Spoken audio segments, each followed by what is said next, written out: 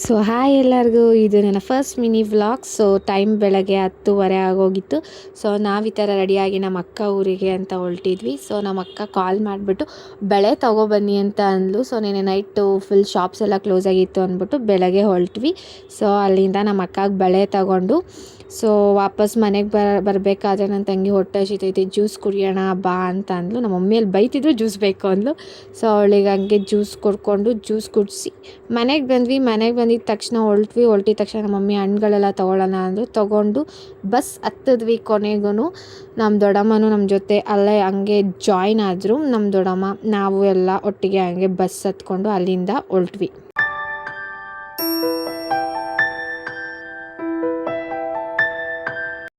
So bus ಹಿಡಿತಿದ್ದಂಗೆ ನನ್ನ ತಂಗಿ ಬಂದಳು. ಸೊ ನಮ್ಮ ಚಿಕ್ಕಮ್ಮನ ಮಗಳು ಬಂದಿದ ತಕ್ಷಣ ಫುಲ್ ಖುಷಿ ಆಯಿತು.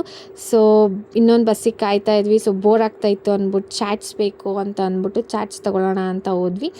ಚಾಟ್ಸ್ ತೊಗೊಂಡು ಇಬ್ರಿಗೂ ಕೊಟ್ಟು ಇಬ್ಬರು ತಿಂತಾ ಕೂತಿದ್ವಿ. ಅಷ್ಟೊತ್ತಿಗೆ ನಮ್ಮ ಇನ್ನೊಬ್ರು ಚಿಕ್ಕಮ್ಮನೂ ಅಲ್ಲೇ ಇರೋದು. ಸೊ ನನ್ನ ತಮ್ಮ ಬಂದ, ಅವ್ನು ವ್ಲಾಗ್ ಮಾಡ್ತಾಯಿದ್ದಿ ಅಂತ ಕ್ಯಾಮ್ರಾನೇ ಮುಚ್ಚಿದ. ಸೊ ನನ್ನ ತಂಗಿ ಅವ್ರ ಜೊತೆನೇ ಹೋಗ್ತೀನಿ ಅಂತ ಹೊರಟ್ಲು. ನಾವು ಬಸ್ ಸಿಕ್ತು. ಬಸ್ ಹತ್ಕೊಂಡು ನಾವು ಬಂದ್ವಿ ಕೊನೆಗೆ ನಮ್ಮ ಅಕ್ಕ ಊರಿಗೆ. ನಮ್ಮ ಅಕ್ಕ ಊರಿಗೆ ಬಂದಿದ್ದ ತಕ್ಷಣ ನನ್ನ ತಮ್ಮ ಆಲ್ರೆಡಿ ಬಂದಿದ್ದ. ಸೊ ಅವನ ಜೊತೆ ನಮ್ಮ ಅಕ್ಕನ ಮಗನೂ ಬಂದರು ಪಿಕ್ ಮಾಡೋಕ್ಕೆ. ಸೊ ನಾನು ಹೋಗ್ತೀನಿ ಅಂತ ಅಂದ್ಬಿಟ್ಟು ಅವ್ರ ಕಾರಲ್ಲಿ ಬರ್ತೀನಿ ಅಂತ ಅಂದರು. ಸೊ ಹೊರಟೆ ಅವ್ರ ಜೊತೆ ನಾನು.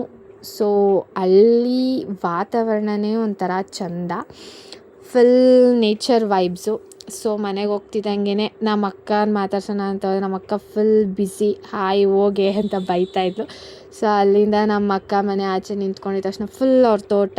ಅದಾಗಿದ್ದ ತಕ್ಷಣ ಫುಲ್ ಮೇಕೆ ಕುರಿನೆಲ್ಲ ಸಾಕೊಂಡಿದ್ರು. ನಮ್ಮ ಪಾಪು ಮಲಗಿದ್ಲು, ಕೊನೆಗೆ ಎದ್ದಿದ ತಕ್ಷಣ ಮೆಹಂದಿ ಹಾಕ್ತಾಯಿದ್ರು ಅವಳಿಗೆ. ಫುಲ್ ನಮಗೆ ಆ ವಯಸ್ಸಲ್ಲಿ ಅಷ್ಟು ಒಂದು ಸ್ವಲ್ಪನೂ ಇಂಟ್ರೆಸ್ಟ್ ಇರಲಿಲ್ಲ, ಬಟ್ ಅವಳಿಗೆ ಏನು ಇಂಟ್ರೆಸ್ಟ್ ಮೆಹಂದಿ ಮೇಲೆ. ಸೊ ಸರಿ ಆಯಿತು ನಾನು ಹಾಕ್ತೀನಿ ಅಂತ ಒಂಚೂರು ಹಾಕ್ತೆ. ಹಾಗೆ ನನ್ನ ತಮ್ಮ ಅವಳಿಗೆ ಊಟ ಮಾಡಿಸ್ತಾಯಿದ್ವಿ ಅಂತ ಅಂದ್ಬಿಟ್ಟು ಅವಳಿಗೆ ಆಟ ಆಡ್ಸೋಣ ಅಂದ್ಬಿಟ್ಟು ಕೋಳಿ ನೋಡಿ ಗೈಸ್ ಹೆಂಗೆ ಇಟ್ಕೊಂಡು ಬಂದವನೇ. ಅವನಿಗೆ ನನ್ನ ತಂಗಿಗೆ ಇಬ್ರಿಗೂ ಒಂಚೂರು ಭಯ ಇಲ್ಲ. ಹಾಗೆ ಬಂದು ನನ್ನ ತಂಗಿ ನಮ್ಮ ಚಿಕ್ಕಮ್ಮ ಅವ್ರಿಗೆಲ್ಲ ಎದುರಿಸ್ತಾ ಇದ್ದ. ಅದಾಗಿದ್ದ ತಕ್ಷಣ ಅವಳು ಫುಲ್ ಹಠ ಮಾಡ್ತಾಯಿದ್ಲು, ಅಳ್ತಾಯಿದ್ಲು ಅಂದ್ಬಿಟ್ಟು ನನ್ನ ತಮ್ಮ ಅವಳನ್ನ ಆಟಾಡಿಸ್ತಾ ಇದ್ದ.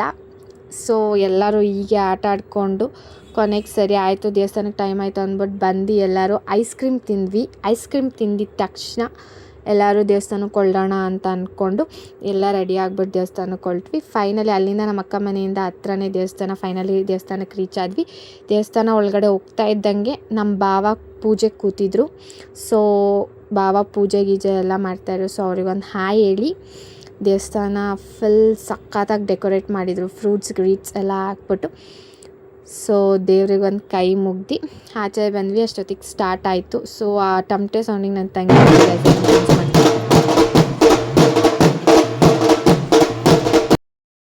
ಸೊ ಅದಾದಮೇಲೆ ದೇವ್ರಿಗೆ ಅಲಂಕಾರ ಮಾಡ್ತಾಯಿದ್ರು. ನಮ್ಮ ಅಕ್ಕ ಮತ್ತು ಅಲ್ಲಿ ಊರಲ್ಲಿ ಇರೋರೆಲ್ಲ ದೇವ್ರಿಗೆ ಅಲಂಕಾರ ಮಾಡ್ತಾಯಿದ್ರು. ಕೊನೆಗೂ ದೇವ್ರನ್ನ ತೊಗೊಂಡೋಗಿ ಮೆರವಣಿಗೆಗೆ ಹೋಗುತ್ತೆ ದೇವರು. ಸೊ ಅಲ್ಲಿಗೆ ಹೋದರು. ಅದಾಗಿದ್ದ ತಕ್ಷಣ ನನ್ನ ತಮ್ಮ, ನನ್ನ ಚಿಕ್ಕಪ್ಪ ಮತ್ತು ನನ್ನ ಚಿಕ್ಕಮ್ಮ 3 ಜನನೂ ಬಂದರು. ಪಾಪುನ ಮಾತಾಡಿಸ್ಕೊಂಡು ಹಂಗೆ ಹೋಗೋಣ ಅಂತ ನೋಡಿದ್ರೆ ನಮ್ಮ ಪಾಪು ಮಲ್ಕೊಂಬಿಟ್ಟಿದ್ಲು. ಕೊನೆಗೂ ದೇವಸ್ಥಾನದಿಂದ ಹೊರಡ್ತು ಗಾಯ್ಸ್. ಸೊ ನಾವು ಅಲ್ಲಿಂದ ಮನೆಗೆ ಹೊರಟ್ವಿ. ನಾನು ಆ ಕಡೆ ದೇವ್ರನ್ನ ನೋಡೋ ಶಕ್ತಿಗೆ ನನ್ನ ತಂಗಿ ಎದ್ದು ಕಡೆ ಎಲ್ಲ ರೆಡಿ ಆಗಿಬಿಡೋದ. ಸೊ ಅಲ್ಲಿಂದ ಎಲ್ಲರೂ ಪ್ರಸಾದ ತಿನ್ನೋಣ ಅಂತ ಅಂದ್ಬಿಟ್ಟು ಹೋದ್ವಿ ದೇವ್ರ ಪ್ರಸಾದ ಅಂತ ತಿನ್ನೋಕ್ಕೆ.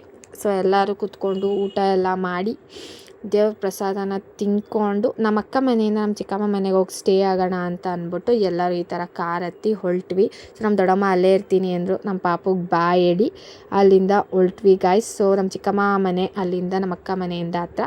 ಸೊ ಇದಾಗಿತ್ತು ನನ್ನ ಇವತ್ತಿನ ಮಿನಿ ಬ್ಲಾಗ್. ನಿಮ್ಮ ಸಪೋರ್ಟ್ ತುಂಬ ಇಂಪಾರ್ಟೆಂಟ್. Thank you.